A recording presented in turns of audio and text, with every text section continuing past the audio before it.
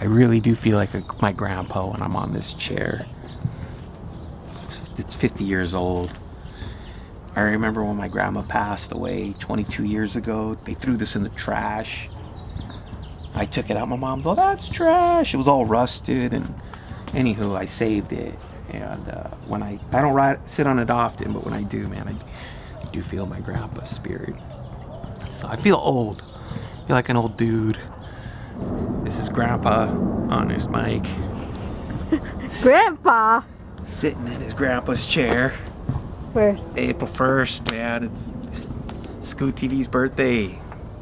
Started it 10 years ago. It was just this little project. My buddy had a truck and he bought a ruck because he wanted to save gas. I was going to document him. And he didn't want to be on film. And then he threw the camera on me. And that was like the first time I was on camera. I said, this is Honest Mike, you're watching Scoot TV. And I made these little teaser clips. I threw them out of Moped Army and Ruckus sites and got a response and vintage sites.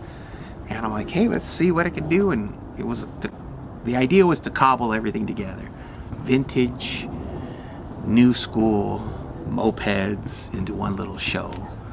And it's basically what I was doing. I was working in Compton and I had this big collection of bikes and just riding every day a different route, a different bike, different variables, bikes breaking down, tuning them, racing them.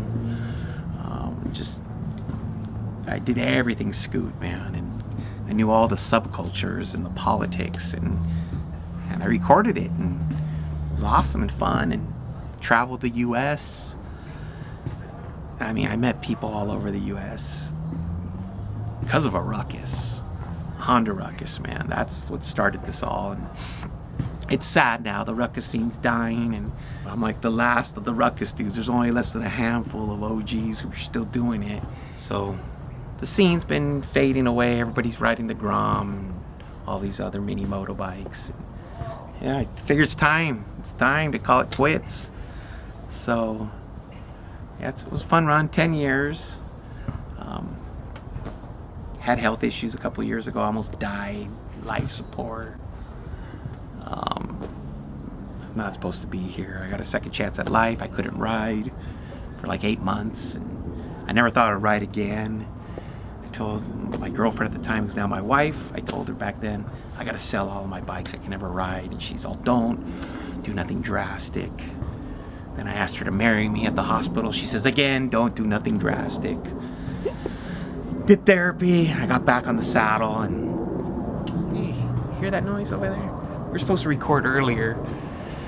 Someone mowing the lawn. We've got planes going over us. People playing hoops. We had to start sometimes, so we started now. Damn plane. I never thought I'd ride again. Through therapy and stuff and nutrition, and I just put myself back together and I got to ride. And then busted my wrist earlier this year where I can't ride. I'm still not 100%, but it just got me thinking that, you know, I just cleared 200,000 miles this year on 2 wheels. And I'm lucky I've never gotten busted up, crashed, or I don't know. 10 years a good run. It was fun. I'm just gonna be riding my Onyx, just doing an e-bike, riding slow, seeing how many miles I can get. I don't think people want to watch that kind of footage. Yeah, I've been contemplating for the longest time when to put an end to this. I don't go out and do rides anymore. The pandemic kind of stopped it for me. Things are starting back up again, but like I said, you know, I got a whole different perspective. This is the second time I haven't been able to ride and have to do physical therapy, and you just start tripping. Like 200,000 miles is an achievement that I'm proud of, and no one could take that from me. So anywho, this is the last video. This is Honest Mike signing off from Scoot TV. See ya! April Fool? You serious?